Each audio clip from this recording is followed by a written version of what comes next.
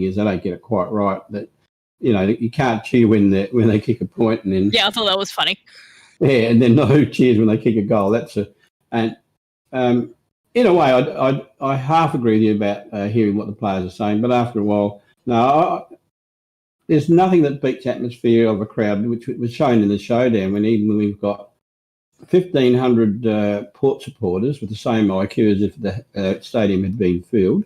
And they actually made an enormous amount of noise. And there was still quite a bit coming through the effects, Mac. Yeah, that wasn't just the crowd, Mac. No. But you could tell, particularly the start.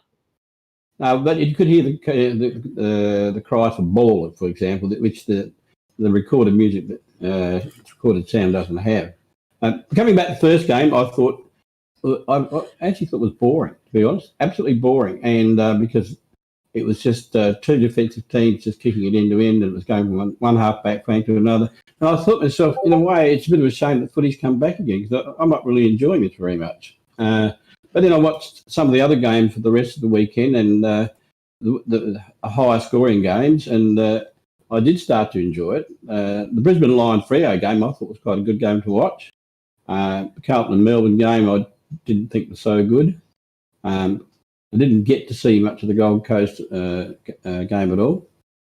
But our game is an absolute stinker, Well, so, let's run through those results. Go, Mac. Okay.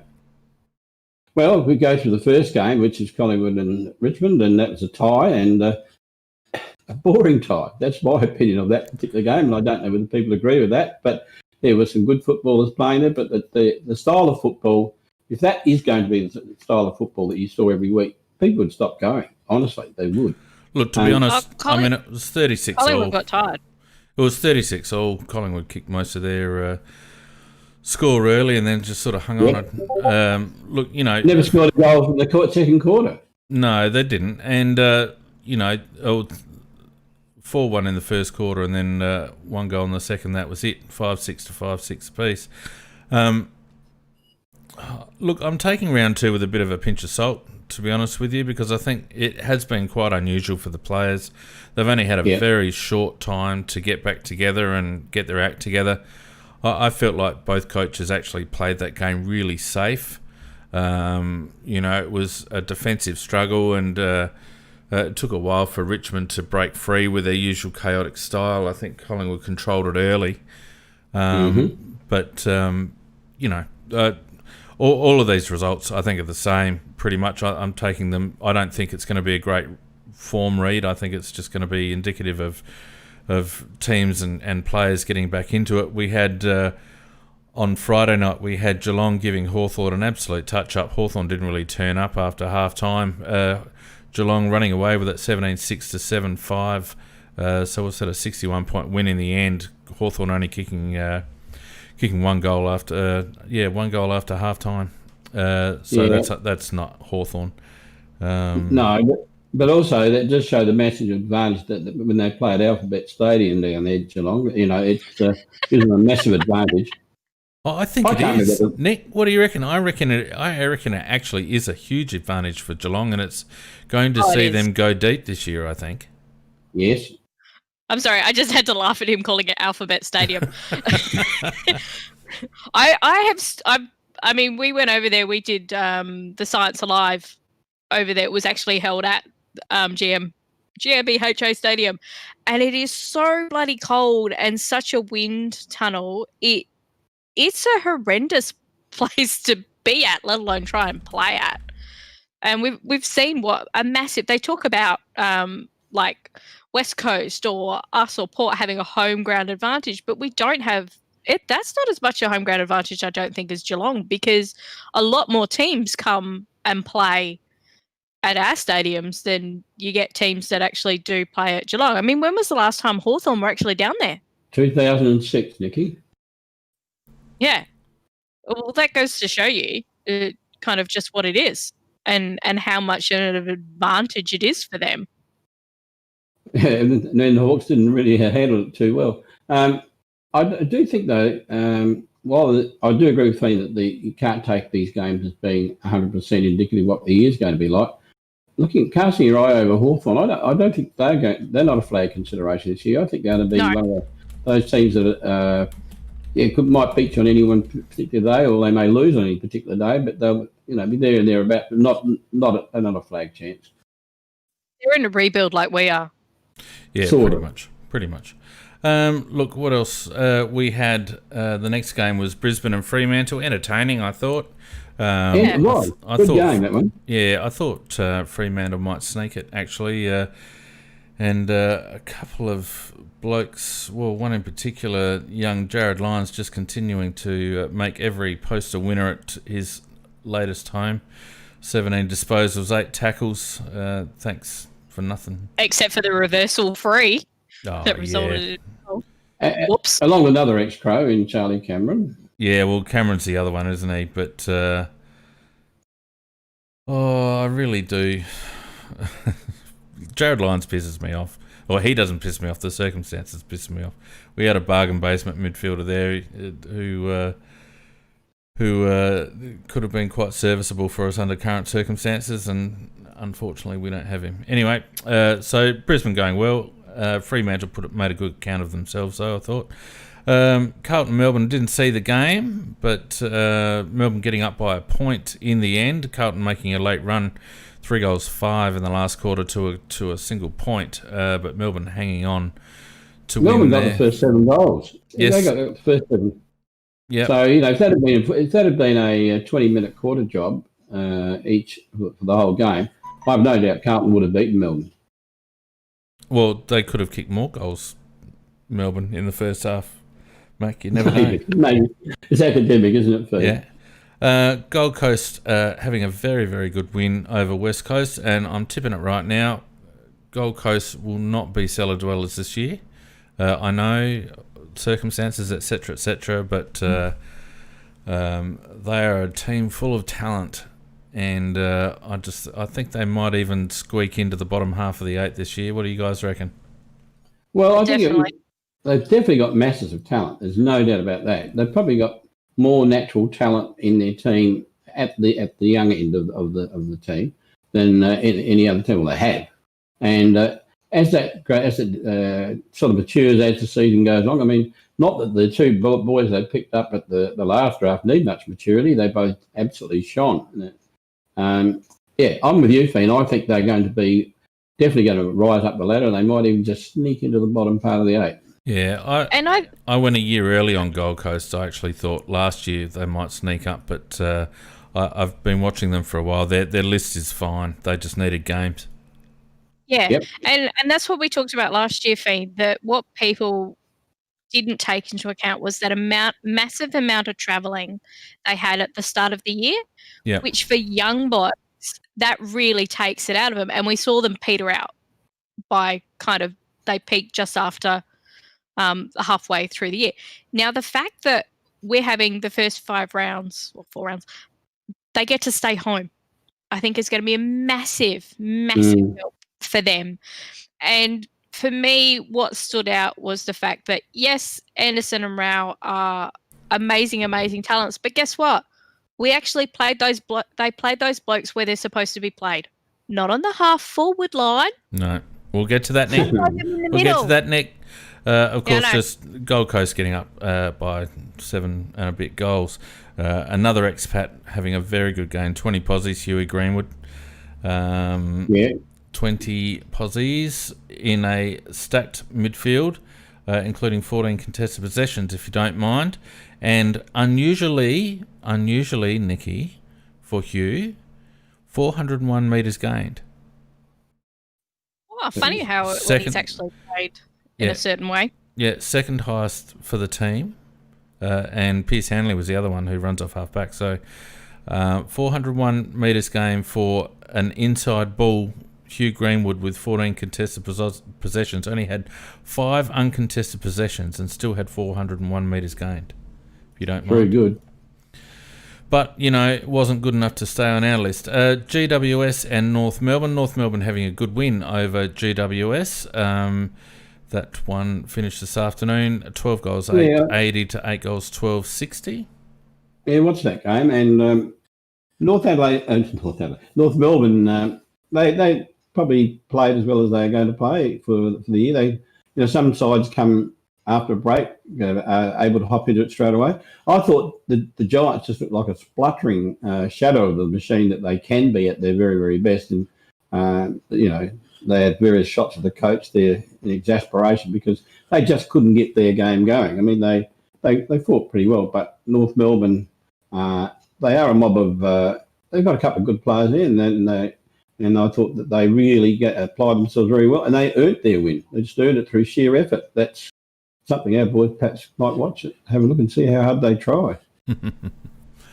And then later on this afternoon, we had the Bombers. This was an entertaining game, Essendon versus Sydney, I thought. And another expat getting Essendon over the line, Sean McKernan. Funny how all these rejects are going all right. Bombers getting up by a goal in the end, 12-7 to 11-7, with McKernan kicking a nice 55-metre bomb towards the end there to put them 7 points up. But I actually enjoyed watching that game. Pardon? How do you see these teams? I don't think either of these two are going to be in the premiership consideration. No, I don't think so. Sydney, I think, are struggling. Adelaide probably flattered them in round one, albeit a while back now. But given our form line and where we know our list is at, their win over us wasn't terribly impressive. And I don't see Essendon being far enough advanced to be called a top four team, even though they're sitting third on the ladder at the moment. So I think Essendon are slowly on the rise. Sydney's slowly on the decline. But I'll tell you what, their old stage midfielders still know how to put it together. Lukey Parker had a good game again. He's a beauty. He is a real beauty. They do not get let down very often by their midfield, Sydney. No. And in the last game, St Kilda are giving the Bulldogs a walloping, 75-30. An absolute touch-up at the moment, 12-3 St Kilda 75, Western Bulldogs 5-6 36. That's towards the end of the third quarter, so looks like St Kilda are going to run away with that one. And the Bulldogs, if they lose this game, they'll actually be the only team holding us from the bottom of the ladder, which is very surprising. I was about to say that I'm very disappointed in the Bulldogs because that spoon is ours. They're not to interfere with it. Priorities. We want that number one draft pick this year because we're going to be that shit house. We deserve it. And look, you other teams just win a few games here and then just leave us be. Yeah. No, well, look, let's look at the ladder. It's only round two, and really it's round one because of the break. We have the Power, the 297-year-old Port Adelaide Football Club on top with 2 wins, along with the Kangaroos and the Bombers undefeated on 2 wins. Collingwood, Richmond, Geelong, GWS and Sydney, along with the Suns, the Lions, the Eagles, the Hawks and the Demons, all on 1 win. Saints about to open their account. Dockers winless, although playing reasonably well. Carlton also, you could probably put that in the same category. And then us and the Bulldogs are probably where we deserve to be at the moment. I can't actually believe that the Bulldogs are sitting on 40%. It's unbelievable. Lift your game, Bulldogs. So, look, that's how it sits. Just before we move on to the Crows game, just for those that are listening, don't forget that usually the weekend wrap will be live stream with video, but I'm actually running this tethered to my mobile phone tonight due to some network issues, so hopefully the audio's crisp enough, but I didn't dare actually try and stream any video tonight. So we are streaming audio onto YouTube and Facebook, and next week, all things being well, we'll be back to our proper video feed on those platforms. You can listen or view on those platforms, or else go to aflcrowcast.com. Right, now the bit that we're all here for, Adelaide v Port Adelaide showdown. What was it, 48, and Port Adelaide 17 goals 8, 110. Adelaide 5 goals 5, 35. A lazy margin of 75 points. Macca, go. Well, we started off and for the first 10 minutes of the game, I thought we were going to be competitive, and we were competitive for the first. We got the first, if I remember correctly, we got the first couple of goals of the game, and at that stage, I thought the endeavour around the ground was reasonably good. I actually tweeted at that point, "Hello, we've turned up," and I don't reckon we kicked another goal for an hour and a half. It's your bloody your fault. Your bloody tweet. We're going to blame that. But yeah, and well, perhaps your tweet was a sign. The boys, because they just threw in the towel. Really, I don't think they threw in the towel, Mac. Or just switched on. You there, Macca? no. Hello. Yeah, there you are. You're back again. You just dropped out there for a minute. Okay. No, I did tip them to lose by 9 goals, but I did think we'd probably fight out maybe 2.5 quarters of the game and then get run over. But to start getting run over from about halfway through the first quarter, wasn't really good enough. And later we'll be doing an analysis of the individual players, and we were talking off air before the game, and I could only give 4 players a pass, and there's probably one other I've thought of since that I could probably give a pass to, so maybe 5 at best. And that's when you've got 22 players, that's not particularly good. So I just think that too many players. Okay, they might not be the best player around, but they can certainly do more than they're doing. I don't think we were competitive. Well, we weren't physically competitive enough, except for Fogarty, who loves to fight. He did very well on those, and he ruined a few jumpers, but and didn't touch the ball a lot. Nick, what were your thoughts? I was disappointed, really disappointed. I kind of can't say too much about the forward line because they didn't get a lot of opportunities. For me, it mainly came down to one selection choice, which as much as it was nice to see Ben Keys get a game, I don't think he was the right one to come in, because what it meant was they put him in the midfield rotation and left Chase Jones out. And I don't mind taking a loss if it's going to advantage our young guys getting experience that they need to. And the one young guy we need to get experience in the midfield is Chase Jones, who provides speed, and they persist in leaving him on the half-forward line. We lost it in that. It was the coaching there. There were a couple of players who know one in particular. I would be very happy for him to be dropped for Gibbs, because at least Gibbs kind of remembers what football is, because Wayne Miller had no idea what he was doing out there on the field. And he's done this before. I've seen him in a couple of games. He did it last year, that he's standing near a player who's got the ball, about to get tackled, and they handball it to him, and he's not paying attention. He's got no idea what's going on around him.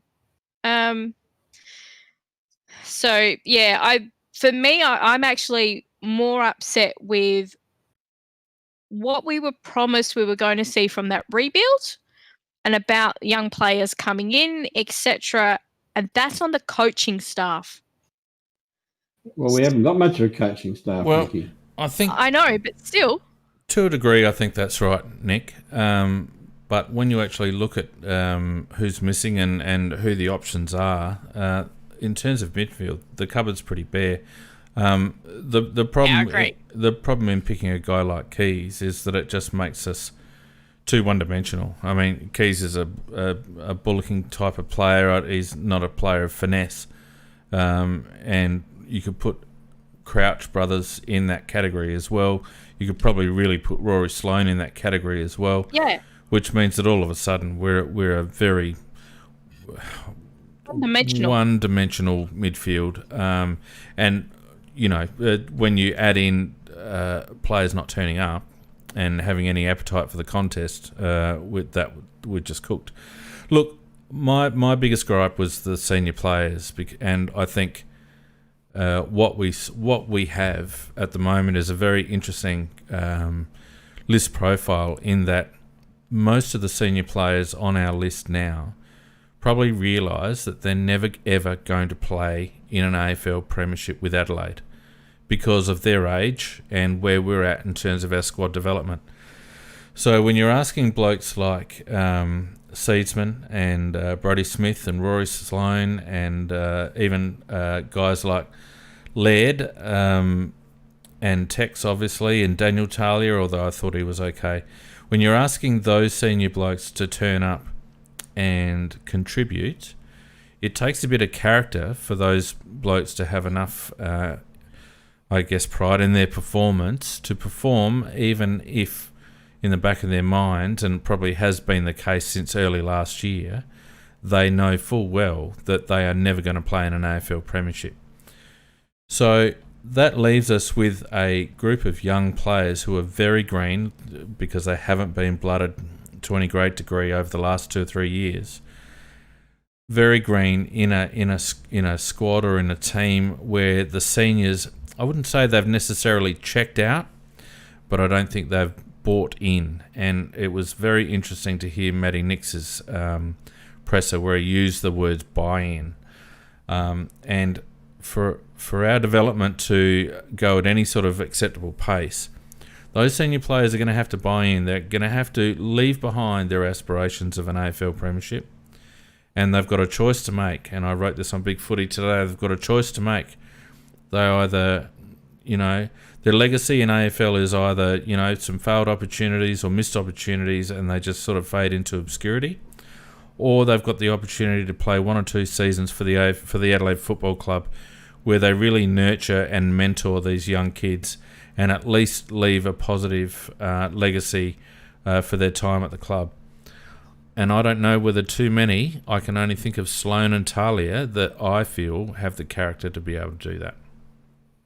Well, Sloane and Talia definitely do have that. I'd say Laird and Brown do have that type of character.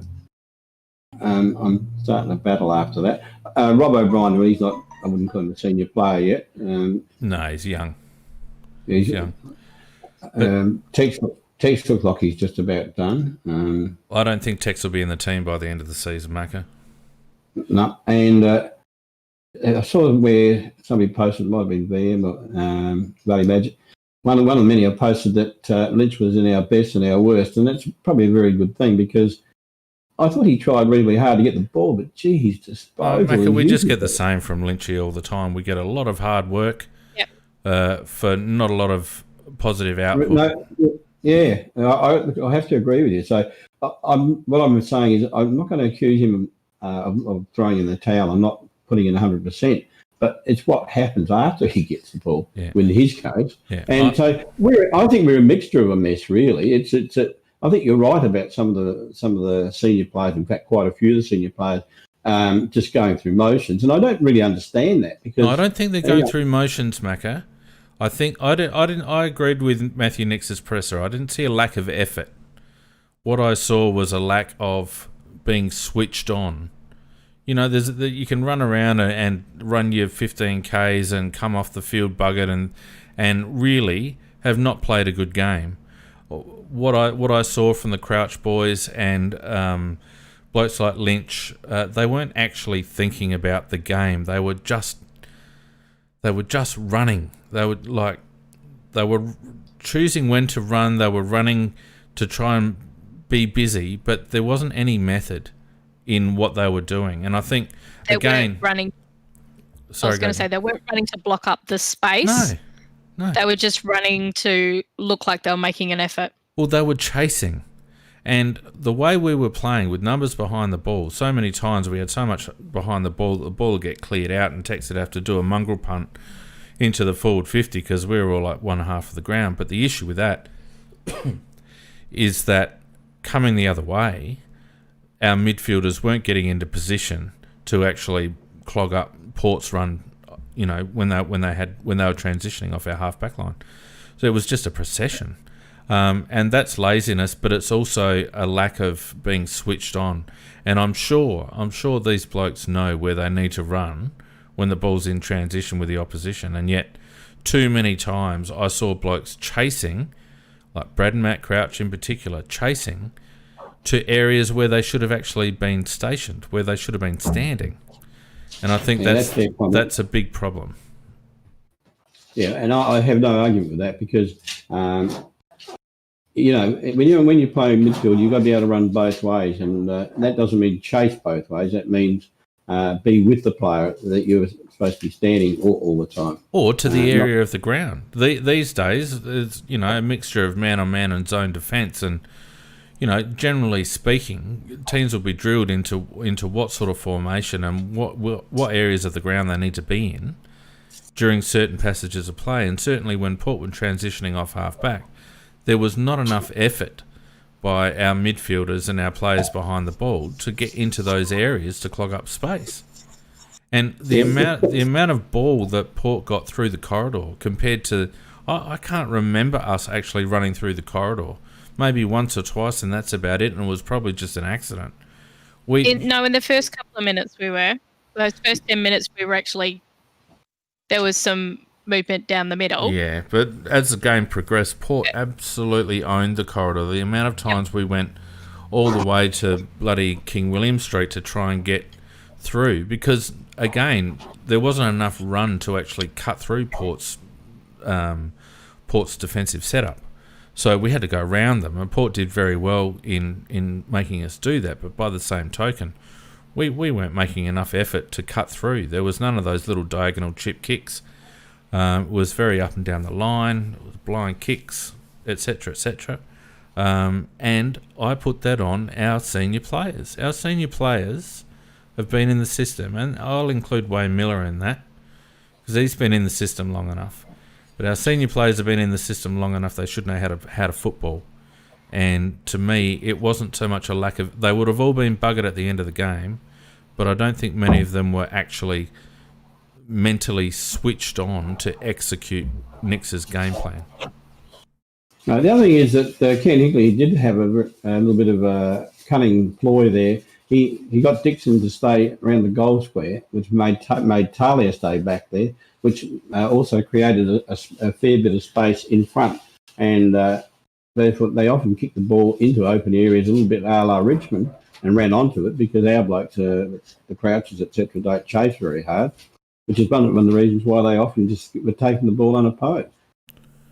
Well, I felt they were very smart in going through Mackesy. They backed Todd Marshall in, and I thought Todd Marshall played really well. And Mackesy looked a little bit at sea in the one-on-one body contests. Clearly still a bit light. Pardon me. Clearly still a bit light, first-year player, etc. So, you know, we'll let him off for that. Not that Todd Marshall's a bull, but he's been in the system a little bit longer. Yeah. 4 years. You know, and I actually felt when Mackesy went forward, he got into some good positions. I prefer him as a forward. It's going to be very interesting to see how they develop him. But, you know, so Port did, particularly early on, they went through Marshall to really good effect and kept Talia out of the play, like you said, Mac. You know, but there was a couple of other blokes that got off the chain for them. Bloody Travis Boak gave our midfield an absolute bath, particularly in the first half. Stevie Motloff ran around like an unregistered dog. Now, he hasn't played a game like that for about 3 bloody years. He plays those games only against us. Yeah, because we don't make him accountable. We don't make Stephen Motlop is a wonderfully talented player, don't get me wrong, but he's a lazy footballer. I think even the most die-hard Port Adelaide supporter would admit that. So all you got to do is make Motlop accountable and play him close, and we didn't have anyone really willing to play him close, and as a result, he just knocked up getting the ball and made the most of it. You know, 24 posies for Stevie Motlop is a hark back to his halcyon days at Geelong. He hasn't played too many games like that at Port. You mentioned Travis Boak there before. Partly also the loss of Kelly. Well, that didn't help. That didn't help at all. But I was just going to say, you mentioned Travis Boak there before, and I'm actually quite an admirer of Travis Boak because Travis Boak is, I wouldn't say he's the most skilled footballer in the AFL, but he's one of the best footballers in the AFL because you knew when you're talking about really buying into the game, he is a player that really does buy in, doesn't he? He buys in wanting to win, and he gives 110% if that's possible for his team. And I actually admire him as a person and as an individual. He's a clean-cut bloke who played bloody good football, and I just wish we'd had a few players that played like he did. Well, I'm not going to harp on this, but I don't know how many of our listeners and you guys watched that little Port Adelaide special that they had on after the showdown. I actually sat and watched it, and I thought it was quite interesting.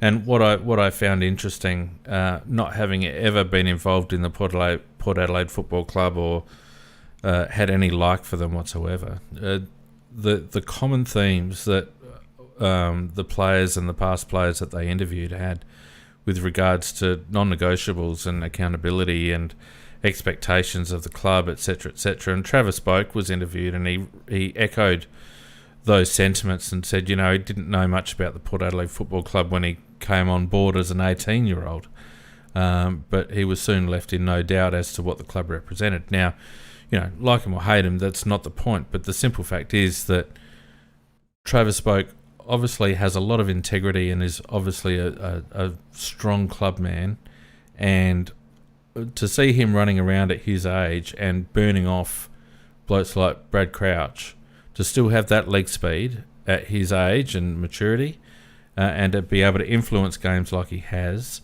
after he'd almost been written off by Port Adelaide. Don't forget, he'd been shifted out of the midfield a couple of years ago. 3 years they wasted him on the half-forward flank. Yep. Almost written off, and he had the opportunity to go back to Geelong and he didn't, and he's rewarding him now, but he's also I think getting just rewards for his own efforts and integrity. So I'm a massive fan of Travis Boak. I think he's an excellent player and an excellent club man. 100% agreement there, Fane. Look, let's go through some head-to-heads, shall we? Not that it really means a hell of a lot, but we got absolutely pummeled in disposals, 104 disparity, mainly in kicks. I mean, how can you have a disparity of 90 odd kicks and 66 odd marks? That is total dominance. It also is a very, very clear reflection of ball usage as well. I mean, but it shows, Macca, that we weren't willing to run, because there's no way that one team should have that much uncontested possession. Well, very clearly that's correct, and they're running into open spaces because as you said, our players aren't in the right spot in the first place, and secondly, they're not working hard enough to get there. So. Look, I thought Nick summed it up pretty well with these comments after the game. It's only about a one and a half liner, but it did say a lot, didn't it? That Bruce free footy and didn't buy in. Well, what is there left after that? Yeah. What do you think of Nick's presser, Nick? Haven't seen it. Oh, so it basically, I thought it was very measured, Mac, because I felt like he's walking a very tight line between going too hard too early and losing his senior group, and he needs his senior group, so he can't smash them. But I felt like he delivered a message that was very clear to the senior group in terms of commitment and work rate and buy-in and appetite for the contest. I don't think there was there couldn't have been a senior player on our list that didn't hear Nix's comments delivered in a fairly terse tone, and think to themselves, "Yeah, shit, we've actually got to put in." Another thing that really, I was really annoyed after the game when I was reflecting, going back to the draft in the year that Rosie and Butters and Dersma were drafted. Before trading of draft picks, etc., took place, etc., we were in the van. We had every draft pick we had was in a better position than Port Adelaide. Port Adelaide were prepared to get rid of players they knew would never get, players that were regarded as good players, but they knew would never get them to a grand final. And they actually traded out 2 players who were regarded as very good players and got good draft picks, and then they worked themselves into a better position than us. And when I looked at the fact that we got Jones and McHenry and what they got, yet we started off in a better position, I made me very angry with the club for their incompetence in allowing that to happen. Yeah, well, I want to stick to the game just for now, Macca, but we will have some, we're slightly expanding weekend wrap now that Tuesday Night Live has dropped off. So I do want to spend a little bit of time talking about that afterwards, because I think you're spot on. I think there's a bit to be investigated over our drafting strategies over the last few years. But look, let's keep going through the head-to-head stats at the moment. And surprisingly, regardless of the fact that we hardly had the ball, we lost the tackle count by 16 as well, which was disappointing. Surprisingly, we lost hit-outs 30-40. And we'll get to individuals shortly, but I thought Riley O'Brien pantsed Lysa around the ground.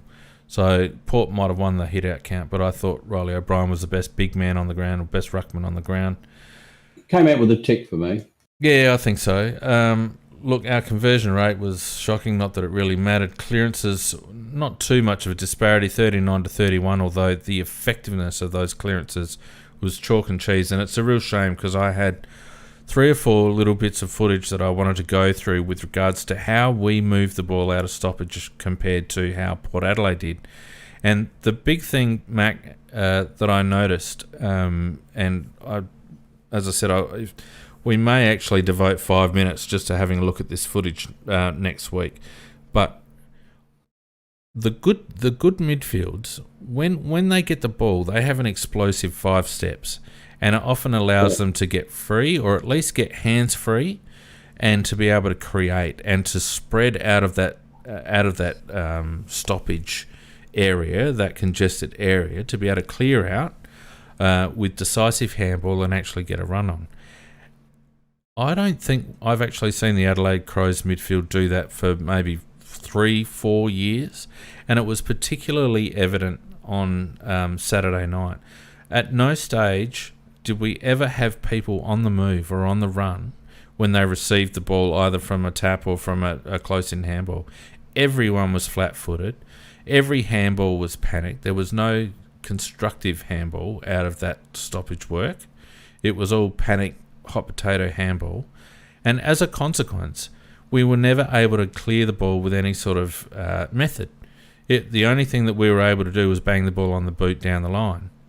Whereas when you look at Port's work out of stoppage, they did very well. They put in a couple of quick steps early to get outside of the contest, and then their first give was often a 15-metre handball to the back or to the side of the congestion, and it allowed them to actually get off and run. And because our running players were tending to get sucked into the contest, like Brodie Smith and Paul Seedsman and those blokes were getting drawn into the contest, Port were able to expose us outside really well, but it was all because of their first and second gives out of those congested situations.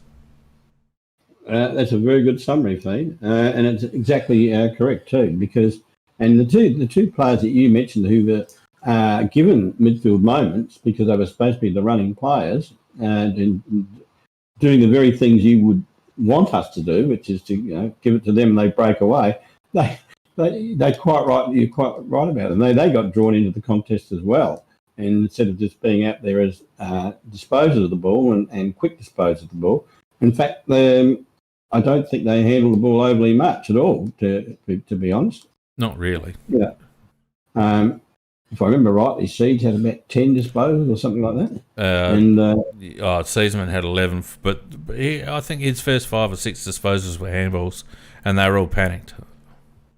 Yeah, and I thought that he was very poor, actually. And I thought Smith was poor as well. Nick, are you still with us? Yeah, I am. You're all speaking truth. I've got nothing to add. I mean, Seedsman, once we put him in the back lines on Motlop because we just couldn't get anything out of him on the wing. No.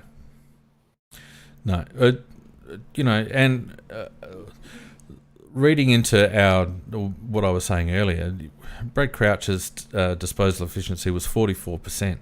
When you consider that most of Brad Crouch's disposals were no less than 30 metres and often were 5 metre handballs, to have a disposal efficiency rate of 44% is ridiculous.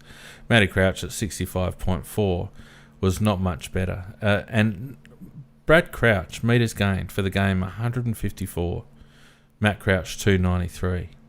We didn't have a midfielder on the ground that broke 300, and surprisingly, our best midfielder in terms of metres gained was Chase Jones, who played 5 minutes there and had 294 metres gained.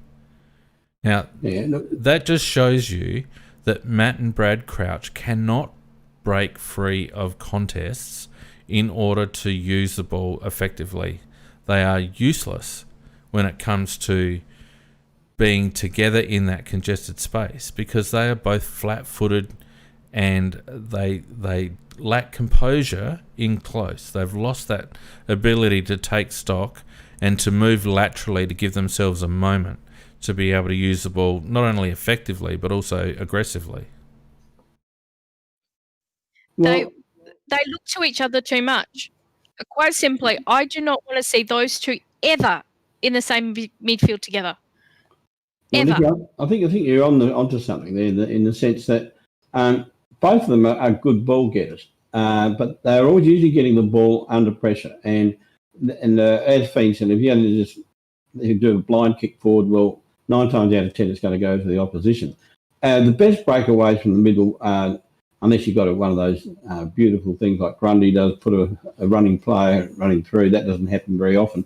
The best ones are where you actually get somebody like a Crouch, wins the ball and fires a handball out to a running player like Jones, who can actually accelerate from the pack and then do something with the ball.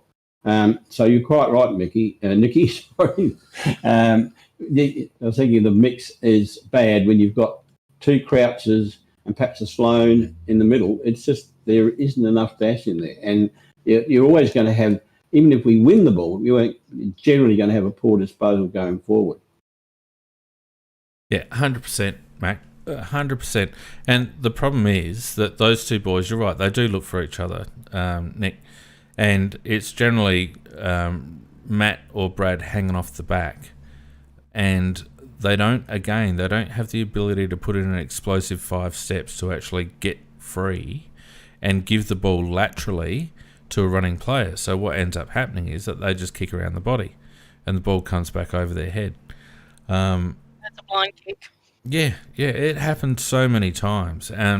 But the other thing too, I feel like within our midfield rotation, and maybe I'm reading too much into this, Macca, and I'll defer to your more experience on this one, but to me, every one of our midfielders is a designated receiver of a tap. And to my way of thinking, that shouldn't be the case. When you've got a group of 3 around a ruckman in a centre stoppage, for example, you should have a defensive and attacking midfielder, but you should also have a sweeping midfielder as well. So you've got a bloke covering the loss of the tap, you've got a bloke covering the win of the tap, but you've also got a bloke that is trying to read where the tap's going to go and either be defensive support or attacking support. We don't seem to have that sort of a setup. That's what I've been critical of throughout the last 3 years, that our midfield structures are so poor, because what you said is right. Having played midfield, and that's what I played, is that, and generally I was the one that was, because I had pace out of the centre, I was the one that was the receiver. So I either got it running through, or one of the other Bullet King ones, either defensive or attacking, would get it out to me. And we don't seem to have that, or we don't seem to have the personnel, and we don't seem to have the structure. No. And even when we do, and the rare times we have the right personnel in there, we still don't seem to have the right structure. And I keep getting very frustrated when I look at the midfield, because I keep thinking to myself, the best we can do out of this is a blind kick out the centre. Yeah, a nil or draw, basically. Yeah.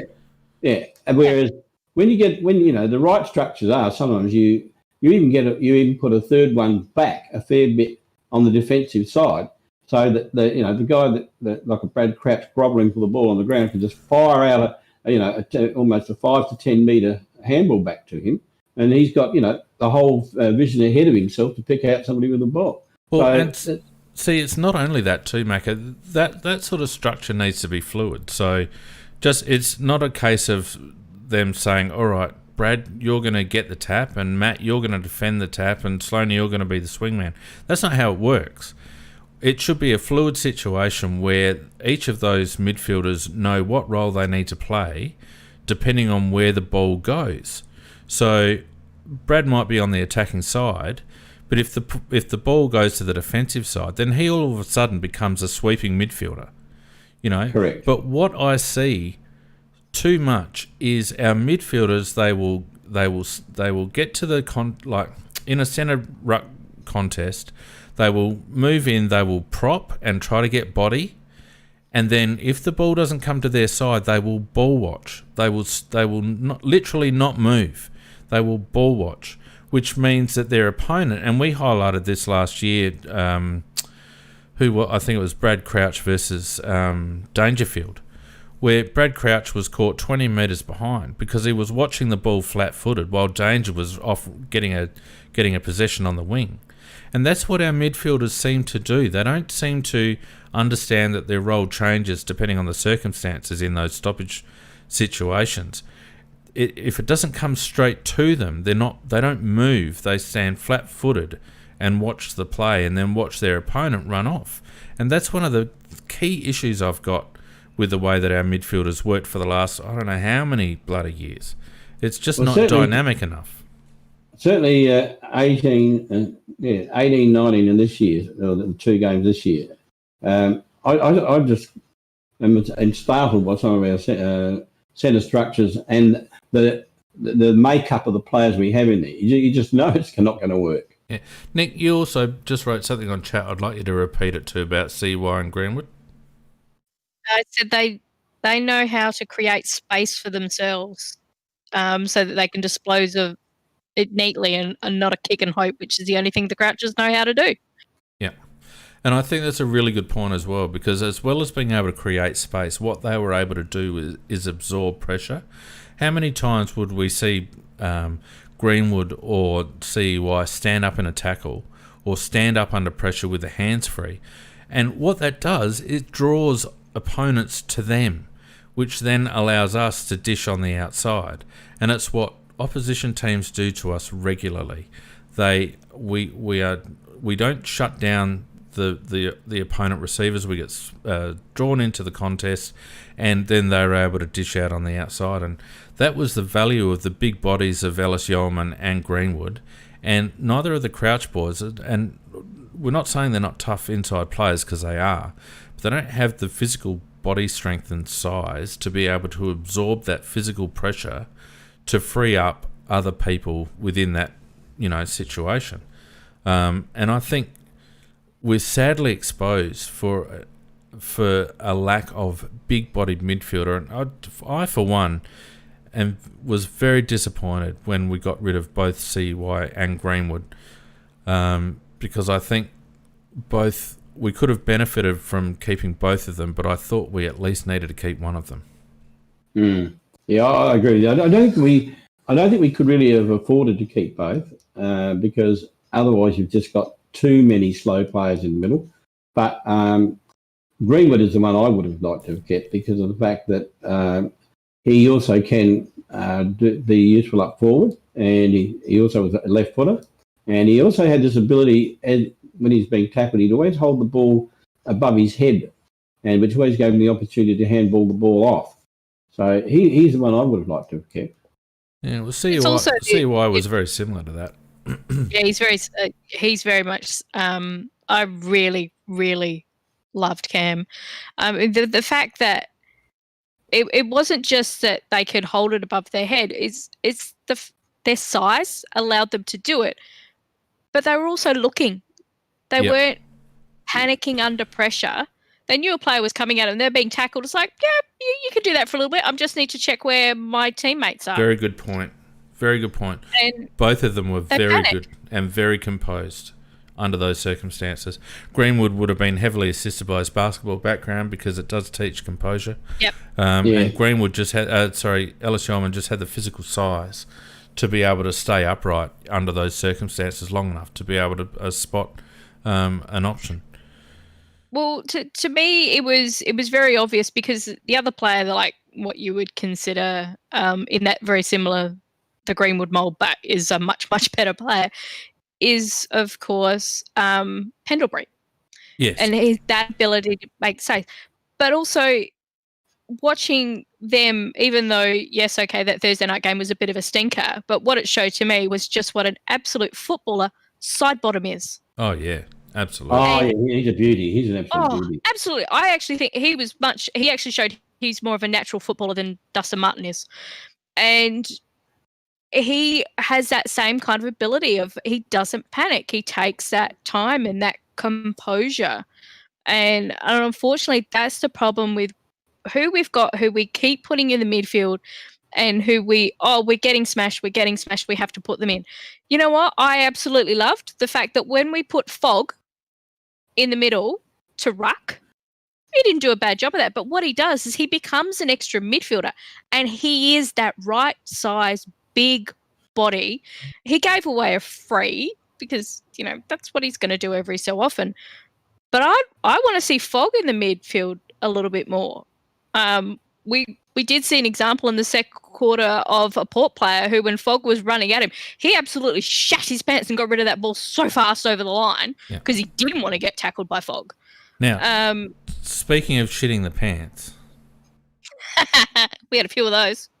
Well, one in particular, and my God, we've talked about this guy before, but there was one situation, I think it was in the third quarter, it might have been the second, where centre contest, the ball was hurriedly kicked high into the air towards the wing, and young Rory Atkins had the opportunity to make a contest. He purposely positioned himself so that he was out of the marking contest, even though when the ball was kicked, he was perfectly in the marking contest, and then sat back and watched a Port player come through and mark the ball.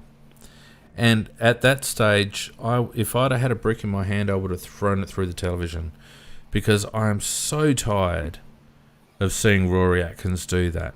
And I know that he's trying to get more involved in contested play and all the rest of it, but I'm so tired of seeing him squib like that, because it just sets an example. And he is now a player who has played enough games that he should be setting example for the younger players, and he ought to be embarrassed by that. He really should be embarrassed by that. It was just a dead set, I don't want to get hurt. Well, talking about Atkins, do you remember the brawl that was on the wing when Fogg's Guernsey got turned inside out? Yeah. Atkins ran into the pack, he ran into the pack.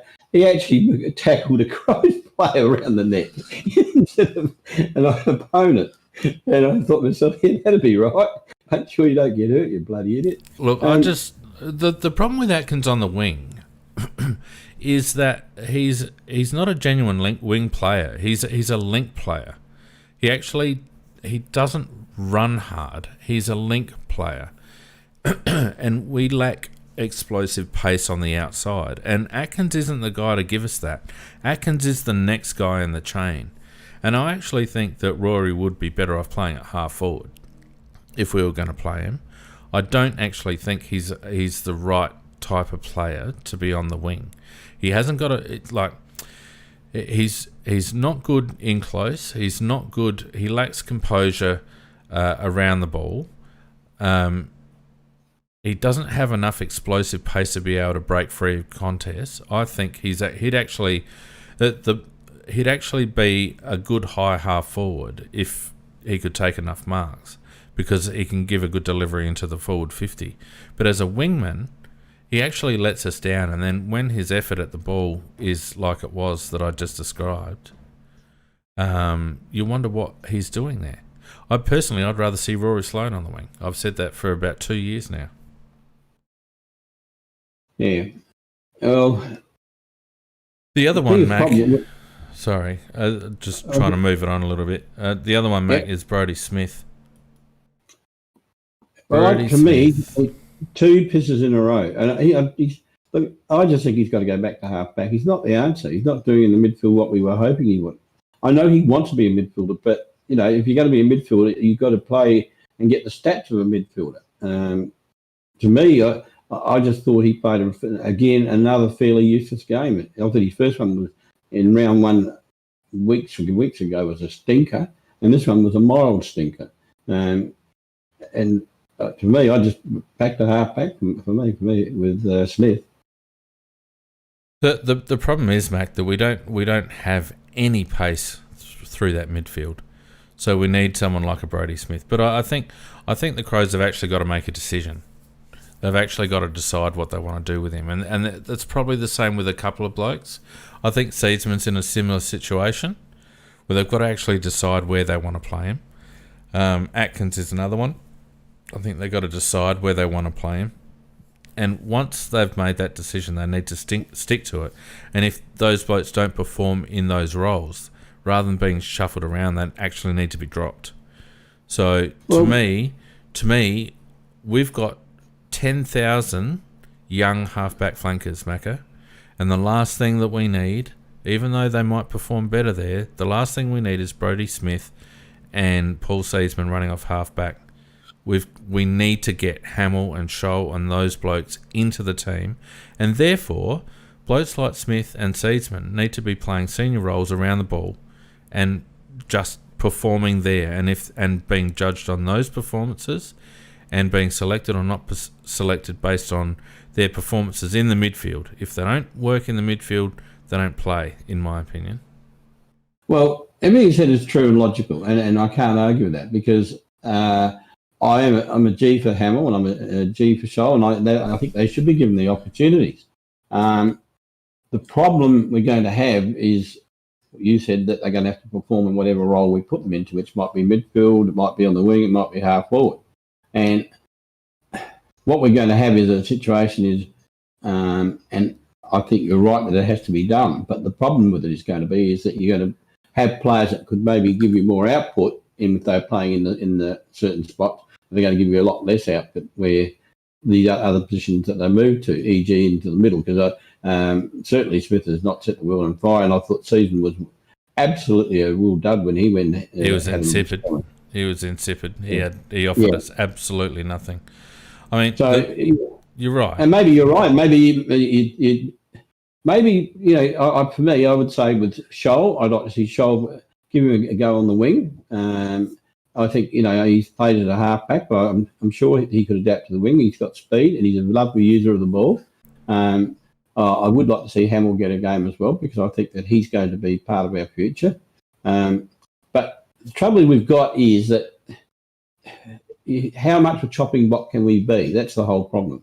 I think, Mac, that having your senior play, like you think about most levels of football, and I know that we're talking about professional football, but most levels of football, it's the senior players and a couple of young guns that form your core, your nucleus.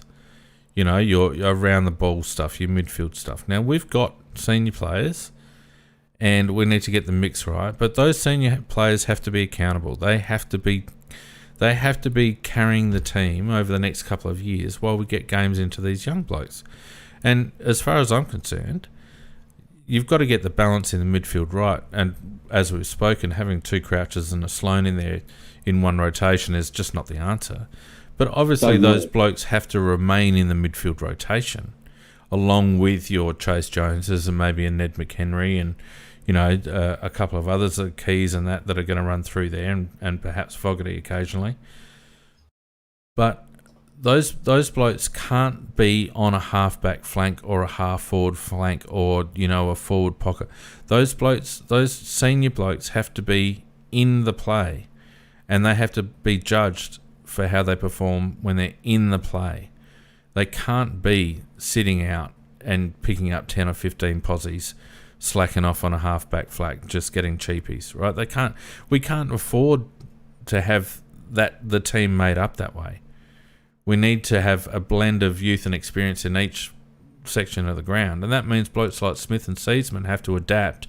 And if they can't adapt, then we trade them out, because we have to get games into our youth. It's vital that we get games into our youth. And Hamill and Scholl and even Gallucci had a reasonable game in the twos by all reports. We've got Jay McAdam had a good game in the twos. We've got blokes in the twos that have been in the system long enough, and they need to be given games. And that means that the senior blokes have to deserve games. Yeah. Well, the senior blokes have to then take the responsibility for playing a role that they may not be suited to or used to, but they need to play it to the best of their ability whilst these younger lads get 20, 30, 40 games into them. That's the senior player's role now, right now. Well, of course, they won't quite see it that way, because they, as individuals, they have their own careers that they are more interested in, and that you can't blame them for that. But is this a team sport? Yeah, it's a team sport. I'm halfway through the sentence, Nick. But I do agree with Fane that we must give these boys a chance. And it might well be, though, Fane, is that the boys coming in may learn their trade at a slightly different position than the one No. Nope. Chase Jones sitting on a half-forward flank for two-thirds of the game was an absolute waste of time. He should be in the middle rotation. But I was thinking, like Scholl, for example, he could be potentially a wingman, because he's got beautiful pace. He's a lovely deliverer of the ball. Could you develop him, for example, as a wingman? All that does is show that our recruitment is up the bloody creek. Well, we know it is. If we're having to change players from halfback flankers to wingmen or half-forward flankers or whatever, it just means that they've either failed to develop or we've picked the wrong players. And I think, to be perfectly honest with you, Macca, if we're going to get this right, we have to play blokes in the position that they excel at. And if it doesn't work out for them, then we need to move them on. And if it means that a couple of young lads have to compete for a spot like Hamill or Scholl or whatever, then so be it.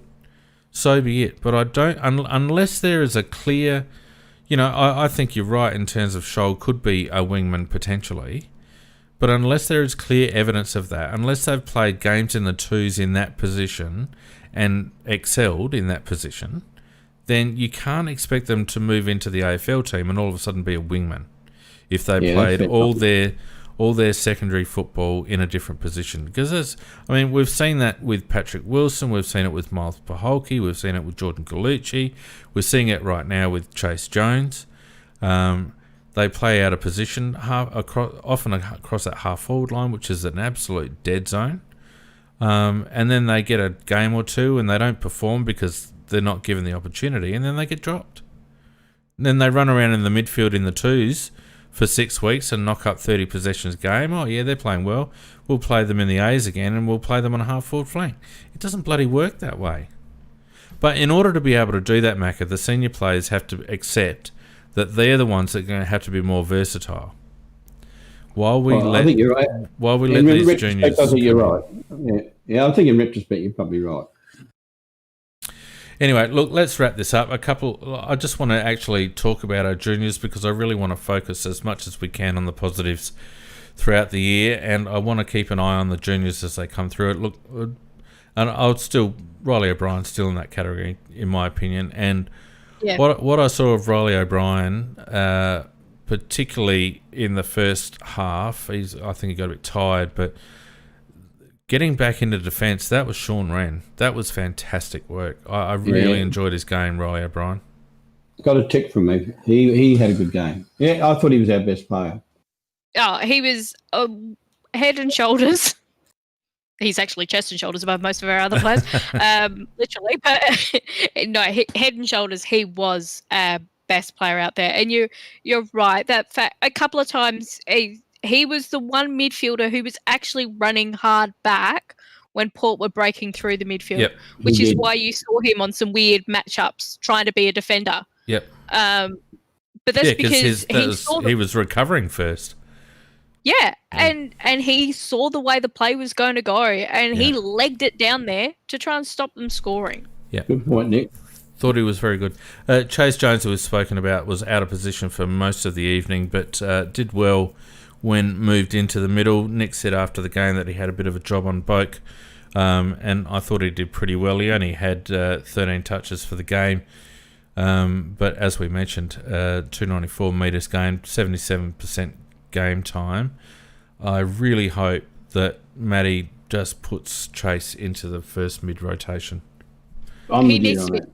He needs to start the game in the midfield. Yeah, Start I him. agree. I Simple. agree. One Crouch, one Jones, and maybe a Sloane, but not two Crouches. Nettie McHenry, I thought was better for the run. Will be better for the run. He got to a lot of ball. I think he was surprised by the pace of the game. He got caught a little bit, made a couple of blues under pressure, but didn't lack for trying, in my opinion. I actually gave him a tick, Clean, in the sense, not like saying he's a star player or anything, but you're talking about buying into the game. He bought into the game. Yes. Don't worry about that. Oh, yeah. He was a first game player, and he bought in 100%. He was a cheeky little bastard. He was stirring them up. Yeah, did love the umpire saying, well, you instigated it. It doesn't matter if he instigated it. If he gets whacked in the head, that's still a free, umpire. Yep. Yeah, exactly. He got the second one. He still instigated the second one, but he got the free that time. Well, what I liked about the kid, he wasn't overawed by the situation one little bit. And if you're playing in our forward line, you were really playing in the wrong position. Oh, my God. Yeah. Wrong part of the ground. And yet, I think he ended up, how many possessions he ended up getting? He got about 14 or 15 posies. Well, I reckon that's a great effort, playing your first game when you're in a team that's getting absolutely thrashed and you're playing up forward. Yeah. In the death knell. Yeah, I thought he added something like a little bit of zip and a little bit of cheek and a little bit of this and a little bit of that. And I think by the end of this season, he might be a very good player for us. Yeah, I think so. If he can stay fit, I think he'll be okay. Look, I thought Keys was a bit lost again with the pace of the game. I didn't feel. Look, I really liked him. I like the look of him in the pre-season, like the proper pre-season. But I don't know whether he's got enough strings to his bow to be a regular in our midfield. Well, my take on. Sorry, I was just going to say, in the proper pre-season, we actually got the midfield. That's when we were really mixing up that midfield quite nicely, and he slotted in really well. But unfortunately, as we said earlier, he often got put in when we already had a Sloane in there, or we already had one of the Crouches. He was always in a slow mix, and yeah, and he is no speedster himself, and in fact, his contribution was pretty useless, to be honest. And I was one of the ones that was a G for him being included because he, as Fiend said quite rightly, he had a pretty good pre-season, and in our trial matches, etc., he stood out that he had something to offer, and maybe he has, but he didn't offer very much of it against Port Adelaide. And look, he may have overtried too hard, and nothing went right for him. But well, again, Macca. Again, when your seniors aren't doing anything and it's left up to you to do stuff as a first-year player, I know he's played 30-odd games, but in a new system, it shouldn't be up to these boys to get 25 possessions. You want to be able to get 15 quality possessions out of a bloke like Keys or Chase, in tandem with your senior midfielders getting quality, 25 posies. But when your senior players aren't doing that, it becomes a bit of a crap shoot, for the younger players. Yeah, and he may well lose his spot on that game. I think. Well, I think they'll have a look at that midfield mix. You couldn't go up to the Gold Coast and put that same midfield mix up. So I think I think you're right. He might suffer in that shake-up, but I don't think he'll be the only one.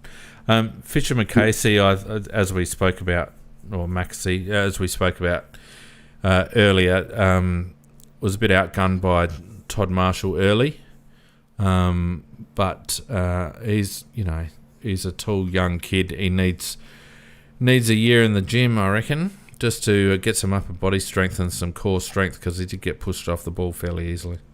He looks like he should be introduced to it, actually. He's very skinny. But look, I think we just got to, it doesn't matter if he gets beat every week, because we're not going to win any flag. I think we have to play him every week, and I think sometimes feed will be in the back lines and sometimes it'll be in the forward lines, because I just think he's going to be a long-term star as a swing player for us. Nick, how do you see Maxey? Yeah, it's that similar kind of issue we had of that. He just kind of gave that little bit too much space, but you can still see he's getting to the right positions. He's reading the play quite well, and that's not something you can teach. That's something you've either got or you haven't, and he's got that. So we can see where he's going to be, and I'm with Macca and with you that we've just got to persevere with him and protect him from some of those bad kind of losses in a way. So they've got to carefully look after the mental side of the game for him. Oh yeah. But I think, keep him in there. Just get him as much experience as possible, because he is absolute quality. Yeah, Benny Crocker didn't get a lot of opportunities. I'm a bit of a fan, so probably a little bit biased about Crocker. I'll give him one more. He can't tell because he never got very many chances. No, but he made the most of it. He nearly kicked that, that quick little soccer off the ground. He hit the post, but, really smart thinking.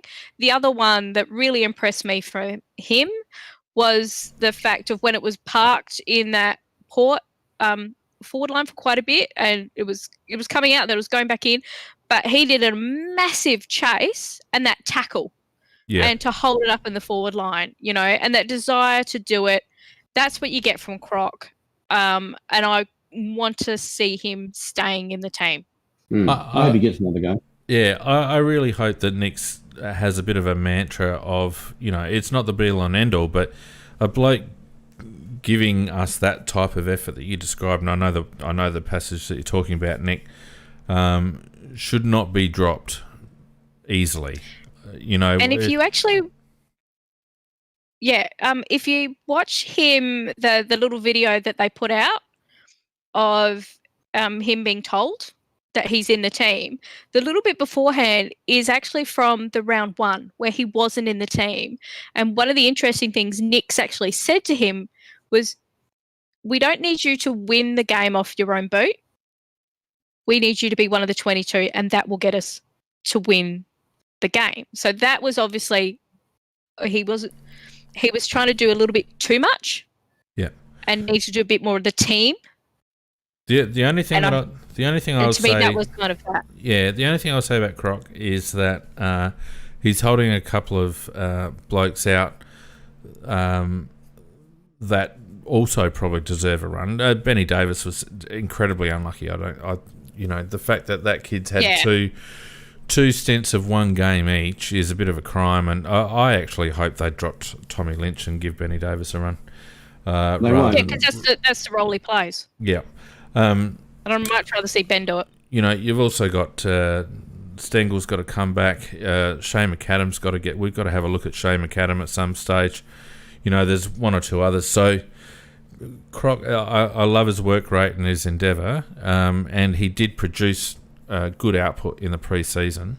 So hopefully over the next couple of weeks, if he continues to get a run, he can hit the scoreboard a bit and show his value. Because I think having a hard unit and a hard worker like that, who knows where the goals are as well and can take an overhead mark as well, is pretty valuable as a part of the the jigsaw puzzle of our forward line.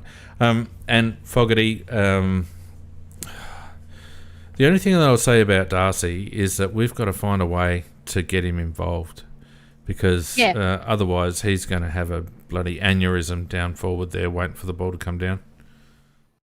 Yeah, I'm a little bit Nicky's way in the sense that, not long spells on the ball, but just put him in the centre mix there for a few times just to cause a little bit of chaos. Because when he went for those a couple of times that he did go for the ruck, he did, unfortunately, as Nicky said, he did give away a free, but but at least he was causing some physicality, and I wouldn't like to be in the mix with that guy chasing me. Oh God, no. But he's also a bloody good footballer. He is, and I just think he's good enough, and he's got enough pace and strength to actually play in midfield.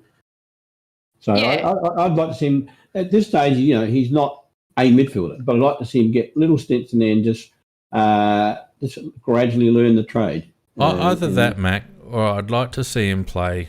I'd like to see him rotate so that he plays a bit of high half forward as well, because he played deep for most of the night, and I just the ball just wasn't getting there. Yeah, and I just feel like 90% time on ground, we needed to see him up the ground a little bit more at times.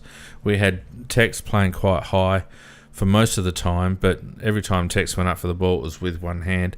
I couldn't believe that. Yeah. Oh, he's been doing it for years, Macca. It's like he's been doing that since he did his knee. He very rarely will let himself go up two-handed, and it's almost embarrassing. I don't know how he's been able to get away with doing that for so long, Tex Walker. And to be honest with you, even I know that we were stuck in the back half for much of it, but when he got the ball and he was just mongrelling it forward, it just needed to be better than that. It smacked of someone who was out of ideas, basically. It was Divi 5 amateur league kind of tactics, and Tex just needed to either hang onto the ball and wait for some overlap, or just be a bit better with his ball use, because it just looked... Tex actually looks like an old player who's played one season too long, and like I said, I don't think we'll see him in the side by the end of the season. Sadly, it does look like he's exactly as you said, an ageing player that's gone on 1 year too long. Certainly, Eddie Betts. Big pun. Yeah, well, Eddie at least kicked 3 for Carlton, even though he was ageing. But no, Tex, as you said, like I think it's only his right arm he keeps putting up, and the left arm, left arm as if it's strapped by his side, because he never puts two hands out. So the best days of Tex are gone. There's no doubt about that. Yeah. And, you might well be right. He could easily be out the side by the end of the year. But the thing is, Mac, what do you think about this? I would much rather have Tex playing in the forward 30 and just making little explosive leads out of the square, and have Fogarty up the ground, hitting bodies, taking marks, kicking long, all that sort of stuff. I actually think that they've made an error by playing Fog deep and Tex up. I think it needs to be the other way around. Because Tex can actually direct Fog. He can. And Tex has still got that explosive little 5 metre. He can get separation, and he only needs 5 metres, and he's still a good enough set shot for goal. He still gives us a presence. If you've got Tex Walker in the side, you still need a decent player on him. And I just feel like having him up the ground is actually a mistake. I think Fogarty needs to be up the ground, and Tex needs to be goal square. 100% with you on that one, Fee. Anyway, look, that was the tale of the tape. Probably the final stat that needs to be considered. Port Adelaide had 106 more effective disposals than us for the night. 106. That's just unbelievable. There was one stat which I did read that I think summed the game up for our effort, or lack of. That I think it was the third quarter. They said that Port Adelaide had 15 inside 50s. Yeah. And we never had one defensive tackle. No, that's quarter. Right. Well, we only had tackles inside 50, 13-4, and for the game. And yes, it wasn't in our forward 50 all that much, but you still got to try when it is in there. Yeah. So look, but not to lay a defensive tackle for a whole quarter. Yeah, when the ball's down there all the bloody time. Well, and it wasn't only the tackles we didn't make; it's the tackles that we attempted and didn't stick. How many tackles did we not stick? They just brushed us off, And it wasn't just the bloody Travis Boakes. It was Dersmer and those blokes that were the young lads that were just brushing us off. It's just... for God's sake, who was on Dersmer, for example? Yeah, who was on bloody Butters? Who was on Rosie? Yeah, I don't know. And the last stat I'll leave you with, metres gained. Port had 1,400 more metres gained for the night than we did. That's a massive stat. It's a massive stat, isn't it? I can barely walk that far. Anyway, so look, that's the tale of the tape. We have Gold Coast next week, don't we? Another lot of pain. That's going to be interesting. I think, as I understand it, we're flying up there on the Friday. Is that correct? Yeah, we're spending now. We've got 4 weeks up on the Gold Coast in the hub there. But I don't think we're leaving until Friday. Then we're playing them on the weekend. I would say, going by Gold Coast performance against West Coast, and with the players they've got available, and the young lads they're firing, and with the poor effort that we put, I would think that we would try. You'd hope for some rebounded effort. But having said that, I would say that I'm going to pick Gold Coast by 7 to 8 goals. What do you think, Nick? I think Macca's. I have to agree with him. Yeah. It sounded to me like Matty Nix was actually looking forward to getting him up to the Gold Coast. It sounds like it's going to be, and I hate to use this word, a bit of a training camp. But I think what he's looking forward to is having the squad eat, sleep and breathe football for the next 4 weeks, because they've got a lot of work to do. Clearly they haven't bedded in a game plan. They've got some issues with selection. The only question I'll ask, one of you guys might know, are they taking the whole squad up there, or are they just taking like 26 or something? They're taking the whole squad, and they'll be playing against the opposition's scratch matches each week. Yeah. Right, okay, that's good. So it is all of them. Yeah, no, that's good. I don't know. I don't read enough into this week's results from the other teams to put too much weight on Gold Coast's win over West Coast. I think West Coast going over to Queensland and having to get themselves situated and all the rest of it logistically would have been a bit of a nightmare. I think you'd see West Coast bounce back against Brisbane next week. But having said that, I still think Gold Coast are on the improve, and their young midfield, together with 1 or 2 guns around the ground, I think they might have our measure for the first time in history. Watch Greenwood go bunter. Well, yes, I think he'll embarrass us. Along with I think the young boys will have another day out. Like anybody with pace has a good day out against us. Yeah, well, Greenwood hasn't got pace. But every other AFL team. Yeah, look, and we have to remember where we sit. And Macca, we can have this quick conversation now for the last 5 minutes of the cast, if you like, because I do think that where we sit now is an indictment on our recruiting over the last 3 years. And I do think there are 2 drafts that we really, really missed opportunities, and it's not that we couldn't, it's that we didn't. And that was the Rankin Lukosius draft and the Rosie Haitley draft. That's all the same year. Is it? That's all the 1 year. Oh yeah, Same you're right. year. Sorry. How am I going? So there's 4 players that we could have, and we didn't. I mean that was you think about it. What Port Adelaide did. They've unloaded. Wingard and Pollock. That's it. That Pollock was one I was struggling to remember. Pollock and Wingard, Pollock was their number 1 ball getter virtually that year that he got traded out. But he was never going to win them a game and win them a final. And Wingard was too interested in playing Fortnite, and he wasn't as fit as he should have been. But they are big name players, and they traded them out. Now, if we go to the end of 2017, 2018, if we had traded out Jenkins at the end of 2018, we would have got a very good draft pick for him. And the other players that we let go for a bag of beans, we would have got much better draft picks. We could have dominated that draft, and we could have had the ammunition to get into the right position to get the good players. But, I'm not saying that Jones and McHenry are no good. I'm just saying that Port Adelaide did so much better than us, and they started from behind us, and that was a big credit to them and a big negative to us. We just blew it. Well, my biggest issue is having missed out on Luco and Rankin. We should have gone all in on Rosie. Every man and his dog could see.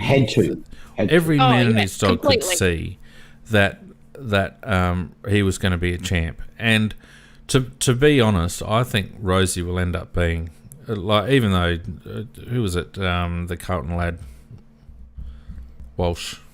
Walsh, he was seen as not in the same class. Yeah, I reckon Rosie will be the pick out of that draft in 100 games time. The next net price.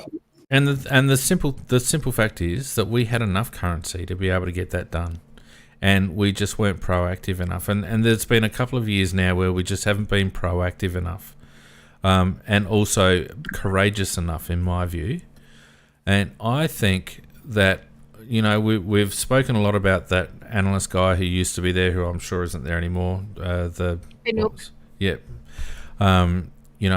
Hamish, and I think they spend a lot of time looking for value mid-draft, and that's reasonable. But I think at times over the last couple of years, our recruiting team may have just gotten a bit too cute with their selections. Correct. I agree with that. And I don't think you should go into a draft thinking that you're going to recruit two small midfielders like Jones and McHenry. Two small midfielders with our first two picks that year was horrific. It shouldn't have happened. And Gallucci, nobody but us rated Gallucci as a first round pick. And as it turns out, we were wrong. Because as much as Gallucci has shown flashes, clearly he hasn't got the mental capacity to be an AFL footballer. So with him, it's mental, not physical. Yep. Well, the jury's still out, Mac, because he hasn't been considered in a midfield role. He's another bloke that if he's actually still checked in to the Adelaide Football Club, he's another one that has to come in and play midfield minutes, not half-forward minutes, not forward pocket minutes. He has to come in and play midfield minutes. We recruited him as a first-round draft pick as a midfielder. So for the love of God, play him there. I keep going back to that Carlton game. I know Carlton will witches hats, but we played him in the midfield, and oh my God. Yeah. He was outstanding. Because he can burst, he's got speed, and he's a beautiful kick either foot. Yeah, so, and he's also a really good vertical jump, and he's a great pair of hands. Yeah, we've got. Ironically, if he gets 12 possessions, it's probably worth more than the 25, 26 the Crouchers are getting. Oh, 100%. Miles Paholke is another one. Miles has struggled a little bit to get the pace of the game, and he's a bit of a tweener in terms of his size. But we recruited him as a midfielder, and for the love of God, we need to play him as a midfielder. None of this half-forward crap, He's a bloody good midfielder in the SNFL. Yep. Yeah. And he's never had a fair go, that bloke. And had a good game by all reports in the twos. So let's hope that that's the case. But I think you're right, Mac. I think our recruiting last year, it felt really hollow in that year.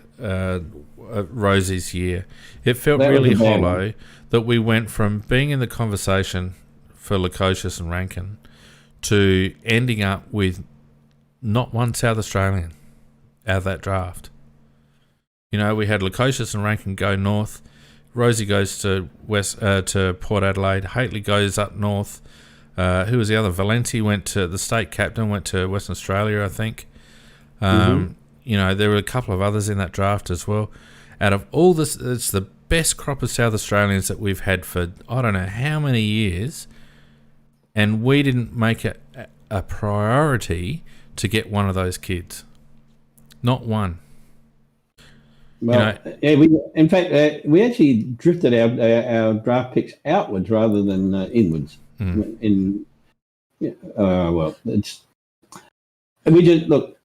The club is its own worst enemy at times. There's no doubt about that. And I think, it starts at getting players in the first place, and the next thing is coaching and developing, and it's then giving them the opportunity and I think we've failed in all those areas so far. And look, I feel so sorry for Matthew Nicks, because what he's trying to do now is play with what's left of all the bad things that have been done over the last few years.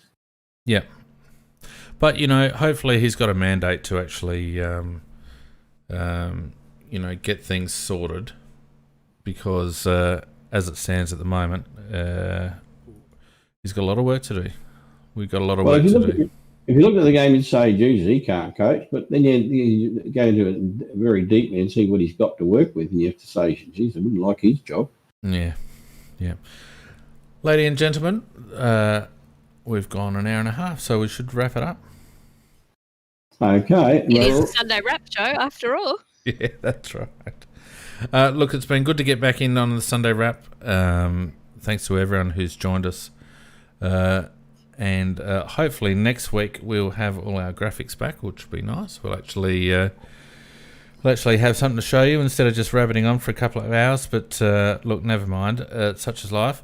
Until then, make sure you get around the Crowjack, 2 Crows. Who else is there? Sensible's not around anymore, but there's plenty of other Crows podcasts to get your ears around. And we will be back next Sunday night at 7 p.m.